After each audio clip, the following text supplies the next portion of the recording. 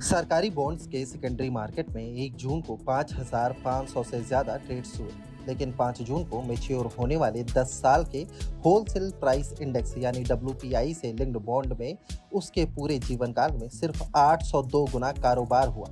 2014 की शुरुआत में रिजर्व बैंक ऑफ इंडिया यानी आरबीआई के कंज्यूमर प्राइस इंडेक्स सीपीआई पर अपना फोकस करने का नुकसान डब्ल्यूपीआई इंडेक्स बॉन्ड को उठाना पड़ा है।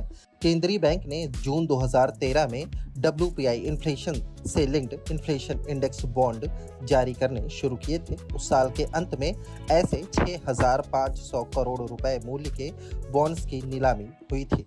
आरबीआई ने ऐसे बॉन्ड्स की दूसरी नीलामी की कोशिश 29 जनवरी 2014 को की थी, जो 500 करोड़ रुपए की थी, लेकिन उससे मिली सभी बोलियां रिजेक्ट कर दी गई थी। इन डब्ल्यूपीआई लिंक्ड बॉन्ड्स की साबित हुई आखिरी नीलामी में यह रिजेक्शन चौंकाने वाला नहीं था, क्योंकि यह तब के आरबीआई गवर्नर रघुराम राजन के सीपीआई इन्फ्लेशन के रास्ते को अपनाने के एक दिन बाद हुआ था। उर्जित पटेल की अगुवाई में मॉनेटरी पॉलिसी फ्रेमवर्क को रिवाइज और मजबूत बनाने के लिए बनी कमेटी ने इस रास्ते की सिफारिश की थी। राजन के ऐलान से एक हफ्ते पहले ही पटेल कमेटी ने अपनी रिपोर्ट सौंपी थी। इसमें आरबीआई को सीपीआई इन्फ्लेशन के मामले में एक लचीला इन्फ्लेशन टारगेटिंग फ्रेमवर्क की सिफारिश की गई थी।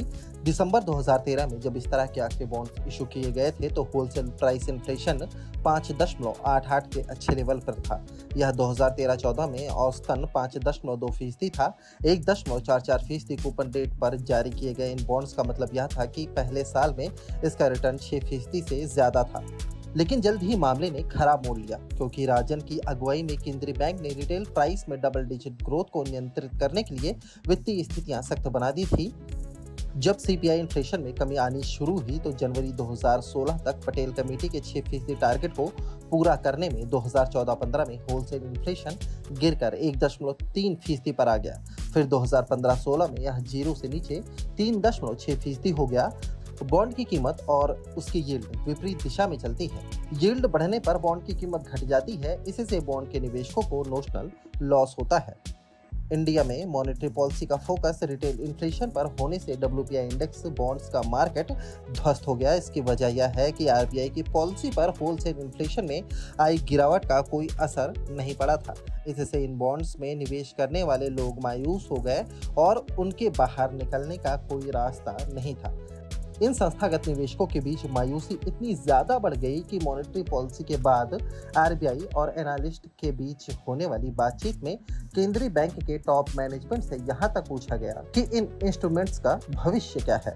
हालात को संभालने के लिए आरबीआई ने उन्हें बाय करने का फैसला किया। पहला रिपर्चेज ऑक्शन जनवरी 2016 में हुआ। यह नाकाम रहा, क्योंकि आरबीआई ने निवेशकों की तरफ से दिए गए सभी ऑफर रिजेक्ट कर दिए। लेकिन उसके बाद के 3 रिपर्चेज राउंड में यह 5,347 करोड़ रुपए के ऐसे बॉन्ड्स खरीदने में कामयाब रहा। उसने 10 से 15% डिस्काउंट पर ये बॉन्ड खरीदे। इनमें 1,153 करोड़ रुपए के बचे हुए बॉन्ड्स 5 जून को मैच्योर